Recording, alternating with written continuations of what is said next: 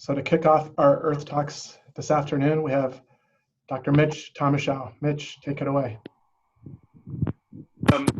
Begin, I just want to once again thank all the incredible first responders, people who are sacrificing so much of their time and even their lives for the rest of us. And those sorts of sacrifices and community participation are so important and really a model for how we have to think about our environmental community as well.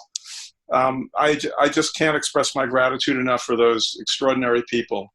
I also want to express my gratitude for the mayors, governors, and all leaders, directors of hospitals who are on the front lines trying to solve these challenges. But it's time for us to think about how the environmental community can contribute to our thinking about this question. And that means we need to grow environmental awareness. Now's the time to begin thinking about the revitalization, the regeneration, the reconstruction of our lives and communities, and how we can use the creative, intellectual, scientific, artistic, and service-oriented resources of the human environmental community. So what I'm going to do in the brief amount of time that I have is list 7 different ways that you can begin to think about why the environmental movement has a lot to contribute to how we think about this question and how you can further your own thinking about it. I'll also say that I've written an article for a magazine called Terrain. You can see it at www.terrain.org.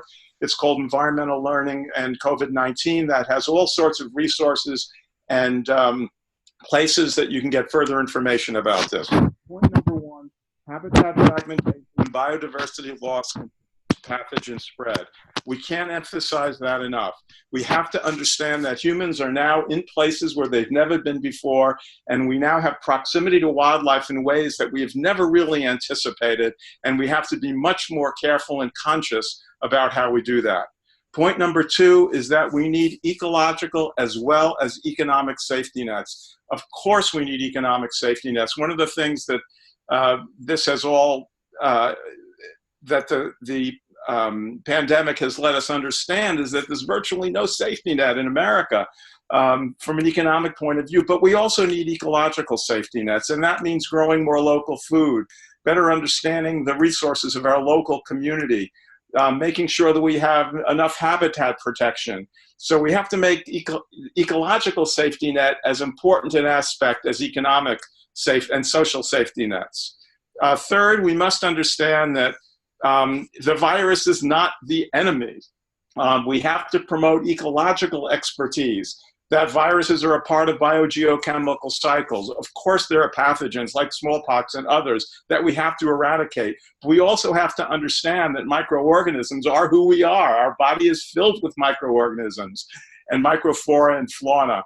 And it's crucial that we understand the relationship between microorganisms and planetary cycles. Otherwise, we'll never really be able to confront what it means to have a pandemic. Fourth, we have to support and invest in globally networked environmental change science. Instead of competing, states competing, countries competing, countries blaming each other like we're currently blaming China, we have to pool all of our resources together to understand how to better deal with the scientific contributions of the environmental community. And we're going to need that same kind of collaborative networking and the networked science to deal with climate change and all the other environmental issues as well. We must engage, number 5, in and support intercultural, interdisciplinary, and international cooperation. Now is not a time to close borders. Now is a time to open borders and open thinking and share expertise and understand that people are constantly on the move and constantly contributing to, how we grow as a culture. Sixth, there's a concept called bioregionalism, which comes out of the 60s and 70s, my generation. And the idea of bioregionalism is that we look very carefully at localities and how localities can better understand their own food supplies and how they can make decisions for themselves. Urban bioregionalism is crucial. A city like Seattle should be growing food everywhere, should have parks everywhere, should have all kinds of ways of promoting their own ecological safety nets. And finally, because my time is up, the most important thing of all of this is during this time, we have to emphasize the virtues of what I call ecological mindfulness.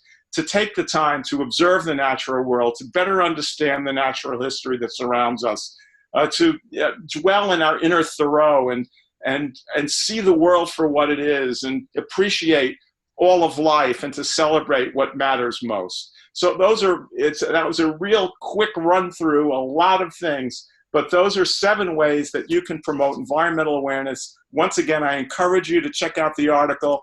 Thank you, Phil, and all of your staff for putting this together.